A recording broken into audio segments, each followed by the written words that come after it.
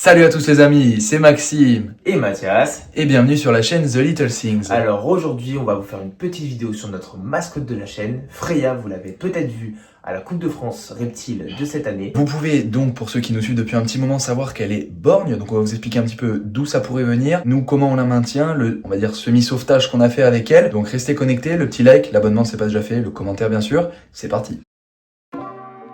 Alors, comme dit dans l'introduction, Freya est un boa imperator jungle call, donc albinos, mais qui a eu un léger problème à la naissance. En effet, vous le voyez sur les images, elle est à moitié aveugle, elle est née avec un œil borgne. Pour vous expliquer un petit peu son histoire, son éleveur m'a tout simplement dit que les premiers nourrissages ont été un petit peu compliqués, il y aurait eu des régurgitations, des repas un petit peu loupés, ce qui aurait expliqué le problème de croissance. Vous le voyez à l'image, elle n'est vraiment pas grosse, elle est adulte, on va pas se mentir, elle a 8 ans, donc elle devrait avoir un gabarit assez imposant, puisque c'est un boa type colombien, donc un boa tout ce qu'il y a de plus classique, mais suite à ses problèmes de santé, elle n'a malheureusement pas pris assez de poids ni de taille pour arriver à une taille convenable. Alors j'ai fait pas mal de recherches concernant justement cet œil borgne, et suite à pas mal de vidéos regardées et d'articles lus par des éleveurs renommés, j'ai vu que ça pouvait être lié tout simplement à la consanguinité. En effet, vous le savez, les albinos sont nés d'un seul individu, et donc malheureusement cet individu-là a dû être recroisé avec certains de ses congénères pour multiplier cette souche. Donc finalement, pour la faire courte, tous les albinos sont un petit peu tous consanguins, et j'ai vu malheureusement que certains albinos avaient eu des malformations et surtout des problèmes oculaires, notamment comme Freya, un œil, voire les deux, qui n'étaient pas viables. Donc heureusement Freya n'en a qu'un, ce qui fait qu'elle a pu continuer à avoir un mode de vie totalement normal, elle est totalement saine, elle n'a pas de maladie particulière ou de problème de mue, mais par contre effectivement lors de ses premiers nourrissages c'était un petit peu compliqué. On le voit parfois sur certains mouvements ou sur certaines actions qu'on peut faire de notre part.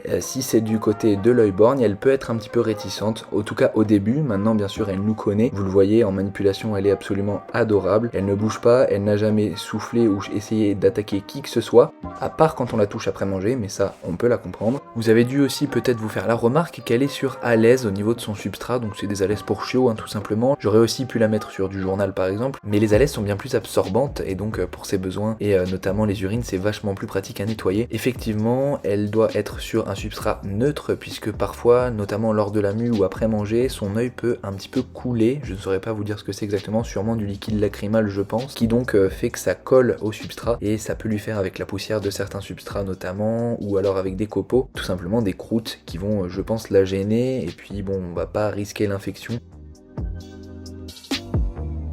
Pour ce qui est de l'alimentation, ayant eu des petits soucis de santé dus à son œil quand elle était chez son ancien éleveur, Freya a très bon appétit. Pour la rebooster un petit peu, on a choisi de lui donner 2 rats de 250 grammes toutes les 3 semaines. Maintenant, elle est passée à un rat de 500 grammes par mois, et ça lui convient parfaitement.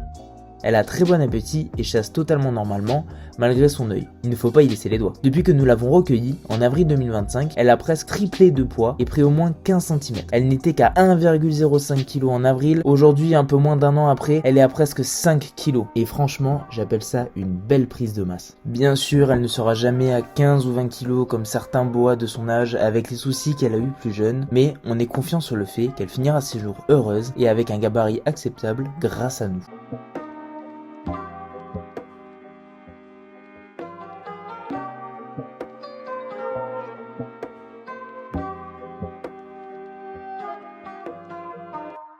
Et voilà les amis, cette vidéo est terminée. On espère qu'elle vous a plu et qu'elle vous aura intéressé. Dites-nous en commentaire si vous voulez des nouvelles de Freya régulièrement. C'est quelque chose qui nous intéresse, on veut avoir votre avis, on a besoin de cette participation là. Faut savoir qu'on va relancer un petit peu le long format sur YouTube, donc vraiment on vous attend dans les commentaires. Maintenant il ne reste plus qu'à vous dire prenez soin de vous et de vos bêtes, peace les potes.